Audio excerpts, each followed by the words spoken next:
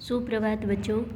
आज हम कक्षा 7 का सामाजिक विषय का भाग 3 सामाजिक एवं राजनीतिक जीवन का पाठ 3 राज्य शासन कैसे करता है का आगे का प्रकरण शासन की कार्य प्रणाली, इसके बारे में पढ़ेंगे।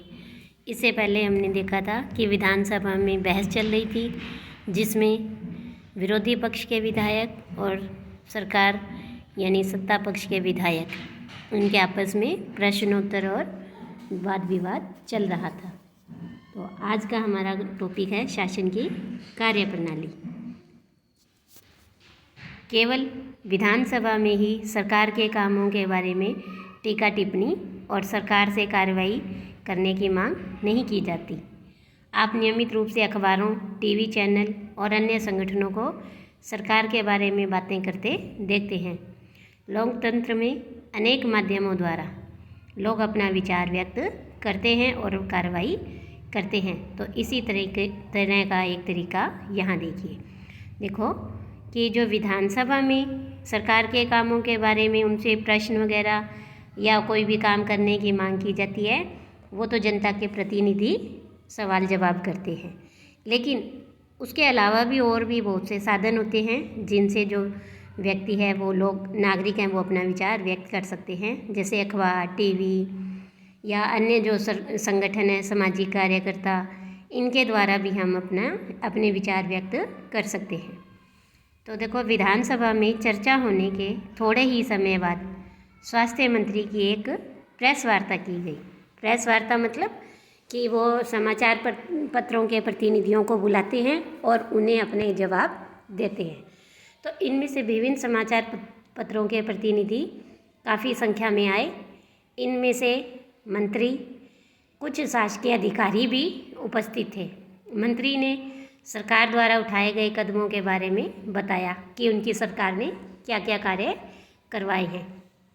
इस प्रेस वार्ता में अखबारों के संवाददाताओं ने अनेक प्रश्न भी पूछे और इन चर्चाओं की रिपोर्ट विभिन्न समाचार पत्रों में प्रकाशित भी हुई।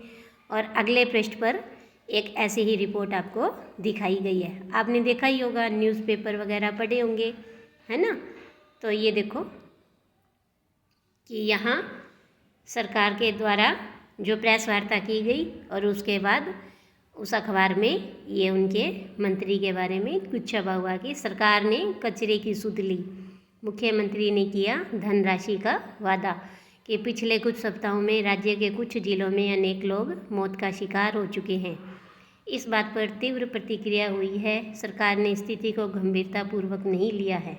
आज हुई प्रेस वार्ता में देखो, आया ना कि आज हुई प्रेस वार्ता में स्वास्थ्य मंत्री ने बताया कि उनकी सरकार ने सभी जिलाधीशों और मुख्य चिकित्सा अधिकारियों को आवश्यक कदम उठाने हेतु निर्देश दिए हैं। सबसे महत्वपूर्ण समस्या पीने के पानी की है। मंत्री महोदय ने कहा कि उनकी मंशा पानी के टैंकरों द्वारा हर गांव में पीने का पानी पहुंचाने की है।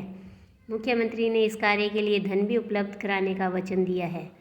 उनकी योजना एक जन अभियान चलाकर लोगों को यह जानकारी देने की भी है कि किस उपायों द्वारा हैजे से बचा जा सकता है। जब एक पत्रकार ने उनसे पूछा कि महीनों से जमा कचरे को जल्दी हटाने के लिए क्या किया जा रहा है, तो उन्होंने कहा कि वे इस बारे में देखेंगे। तो देखो, इस तरह से मंत्री ने अपनी बात जनता तक अखबार के माध्यम से पहुंचाई। अगले ही सप्ताह मुख्यमंत्री और स्वास्थ्य मंत्री पातालपुरम जिले के दौरे पर गए। उन्होंने उन परिवारों से भेंट की जिनके रिश्तेदारों की मृत्यु हो गई थी और वे अस्वस्थ लोगों को देखने अस्पताल भी गए। सरकार ने इन परिवारों के लिए मुआवजा राशि की घोषणा भी की है। मुख्यमंत्री ने कहा कि उनके विचार से समस्या केवल सफाई की नहीं, वरन पीने के पानी की भी कमी है। उन्होंने कहा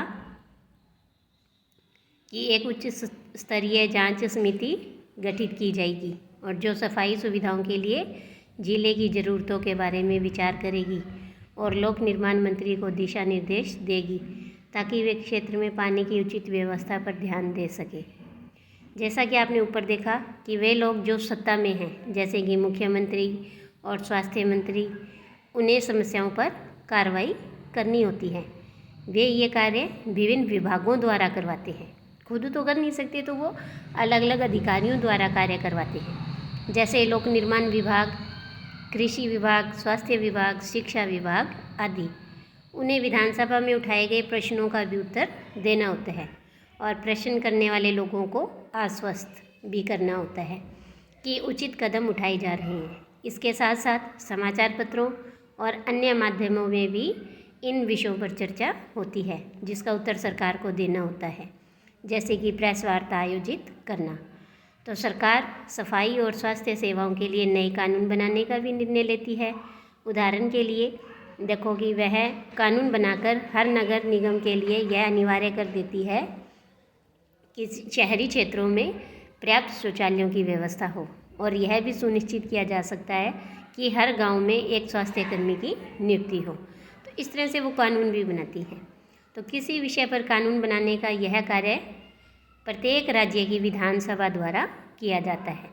कि राज्य के लिए कोई कानून बनाना है तो वो राज्य की विधानसभा द्वारा ही किया जाता है। इसके बाद विभिन्न शासकीय विभाग इन कानूनों का क्रियान्वयन करते हैं और पूरे देश के लिए कानून संसद में बनाए जाते हैं। जो देखो ये आ गया ना यहाँ कि पूरे देश के लिए जब कोई कानून बनाना है तो वो संसद में बनता है, और राज्य के लिए कोई कानून बनाना है तो वो विधानसभा में। संसद के बारे में हम कक्षा 8 में पढ़ेंगे। तो लोकतंत्र में विधायकों के रूप में जनता अपने प्रतिनिधि चुनती है, क्योंकि जो जनता जिसे चुनती है वो क्या कहलाते हैं? विधायक। तो इस तरह से शासन मुख्यतः जनता का ही होता है। फिर सत्ता पक्ष के सदस्य सरकार बनाते हैं और कुछ सदस्यों को मंत्री बनाया जाता है। ये हमने पढ़ा ही था कि विधायक कौन होते हैं, और उन्हें हम एमएलए कहते हैं, और ये जनता द्वारा चुने जाते हैं और ये जनता के प्रतिनिधि होते हैं, और ये विधायक कहलाते हैं। और विधायक, सारे विधायक जहाँ जिस भवन में बैठते हैं उसे हम विधानसभा कहते हैं। और विधानसभा में क्या है, वो सरकार के कार्यों को करने का काम करते हैं। तो ये मंत्री क्या करते हैं कि सरकार के विभिन्न विभागों के प्रभारी होते हैं। जैसे हमने अभी ऊपर देखा था, उदाहरण देखा था कि उसमें स्वास्थ्य विभाग के मंत्री थे, और उन्होंने उस पातालपुरम गांव के लोगों से मिले जाकर वहाँ उनके परिवारों से भेंट की थी जिन परिवारों में मृत्यु हो गई थी।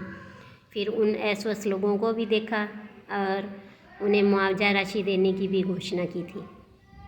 तो इन विभागों द्वारा जो भी कार्य किए जाते हैं उसे विधायिका द्वारा अनुमोदित या स्वीकृत कराया जाता है।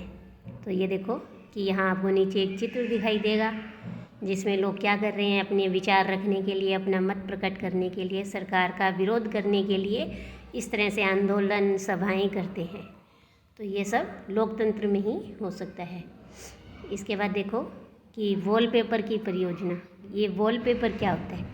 तो ये एक मज़ेदार गतिविधि है जिसके माध्यम से रुचि के किसी भी विषय पर शोध किया जा सकता है, खोजबीन की जा सकती है। यहाँ जो तस्वीरें गई हैं वे कक्षा में वॉलपेपर बनाने के लिए विभिन्न पहलुओं को प्रस्तुत करती हैं। जैसे ये देखो कि यहाँ आपको एक चित्र दिखाई दे रहा है जिसमें शिक्षिका क्या है, वो एक विषय को चुन लेती हैं और चुने हुए विषय का पूरी कक्षा को परिचय देती हैं और उस पर चर्चा करती हैं, उस पर बातचीत करती हैं बच्चों के साथ, और बातचीत करके पूरी कक्षा को कुछ समूहों में बांट देते हैं। फिर वो ग्रुप यानी वो समूह क्या करते हैं, उस मुद्दे पर आपस में चर्चा करते हैं और ये तय करते हैं कि वॉलपेपर में क्या क्या उन्हें लगाना है। इसके बाद बच्चे क्या अपने आप या दो दो की जोड़ी में इकट्ठे सामग्री को इकट्ठा करते हैं, उसको पढ़ते हैं और उन अपने अनुभव और अपने उन विषयों को एक कॉपी में लिख लेते हैं। और लिखने के लिए वो क्या कविताएं, कहानियाँ या कोई इंटरव्यू या कोई भी विवरण है उसकी वो रचना कर सकते हैं। नीचे देखो इधर कि जो भी सामग्री वो चुनते हैं या बनाई है उन्होंने या लिखी है उसे वो समूह के लोग मिलकर देख लेते हैं। फिर एक दूसरे के लिखों को वो पढ़ते हैं और अपने सुझाव भी देते हैं। तो वो मिलकर यह तय करते हैं कि वॉलपेपर में क्या क्या लगाना है और कैसे लगाना है, तो और क्या पढ़ा जाना आवश्यक है। तो इस तरह से देखो कि इसके बाद क्या है कि प्रत्येक समूह अपना वॉलपेपर है वो पूरी कक्षा के सामने प्रस्तुत करते हैं। जैसे इस चित्र में देखो कि ये 3 बच्चे अपना एक चार्ट तैयार कर लिया उन्होंने, और ये पेपर है उनका, और वो अब पूरी कक्षा को दिखा रहे हैं। तो यह महत्वपूर्ण है कि समूह के एक से अधिक सदस्यों को प्रस्तुत करने के लिए कहना चाहिए, ताकि सभी समूह को अपना काम बताने के लिए बराबर समय मिल सके। जब सभी समूह अपना प्रस्तुतिकरण कर लें तो समीक्षा के लिए उनसे प्रश्न पूछने आवश्यक होते हैं, और अच्छा भी रहता है। और अपने आप वे और क्या क्या कर सकते थे ये भी उन्हें उनसे पूछना चाहिए। तो क्या करने से उनका काम और ज़्यादा व्यवस्थित हो जाता, और लेखन और प्रस्तुतिकरण में सुधार के लिए क्या किया जा सकता था। तो इस तरह से जो वॉलपेपर की एक परियोजना है वो बच्चों को सिखाने के लिए महत्वपूर्ण होती है। यहाँ देखिए एक ये वॉलपेपर तैयार किया गया है जिसका चित्र आपको दिखाई दे रहा है। ये है डेंगू के बारे में। किसके बारे में? डेंगू के बारे में है, जिसमें कक्षा 6 के बच्चों ने क्या किया कि वॉलपेपर बनाया है और अपने विद्यालय की, अपनी कक्षा की दीवार पर लगा रखा है। तो इस तरह से हमने इस पाठ में देखा कि जो राज्य शासन है वो काम कैसे करता है। इसके लिए हमने एक उदाहरण देखा था कि पातालपुरम में हैजा फैला हुआ है और उसके कारण कई लोगों की मृत्यु हो रही है, और पानी की कमी है ना। तो और जो लोग हैं वो सरकार का विरोध कर रहे थे, रैली निकाल रहे थे। तो इसके बाद क्या वो जो दोनों लड़कियां थी, बालिकाएं थी, वो बात करती हैं कि हम ये मांग करते हैं कि हमारी जो मांग है वो सरकार तक तुरंत पहुंच जाए। तो इस तरह से वो आपस में ये देख रहे थे कि रैली के कारण सड़क बंद है, और रैली वालों ने विधायक के घर का घेराव कर रखा है। तो ये विधायक कौन होते हैं ये भी हमने पढ़ा था कि जनता अपने प्रतिनिधि चुनती है, जिन्हें हम एमएलए या विधायक कहते हैं। और फिर इन्हीं विधायकों में से एक मुख्यमंत्री को चुना जाता है, और मुख्यमंत्री क्या करते हैं, अन्य मंत्रियों की नियुक्ति करते हैं। और ये सभी जो जनता के प्रतिनिधि विधायक जिस भवन में बैठते हैं उसे हम विधानसभा कहते हैं, जिसमें जिनको बहुमत प्राप्त होता है वो अपनी सरकार बनाते हैं, यानी वो सत्ता पक्ष के विधायक होते हैं। और जो सरकार नहीं बना पाते, जिन्हें स्पष्ट बहुमत प्राप्त नहीं हो पाता, वो क्या करते, वो विरोधी पक्ष के विधायक कहलाते हैं।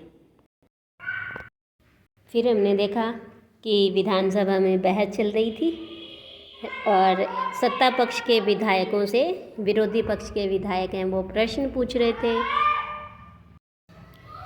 फिर हमने पढ़ा शासन की कार्यप्रणाली कि विधानसभा में ही सरकार के कामों के बारे में या उनसे कार्रवाई की मांग नहीं होती, और भी बहुत से माध्यम हैं जिनसे जनता अपने विचार व्यक्त कर सकती है, जैसे अखबार, टीवी चैनल और अन्य संगठन।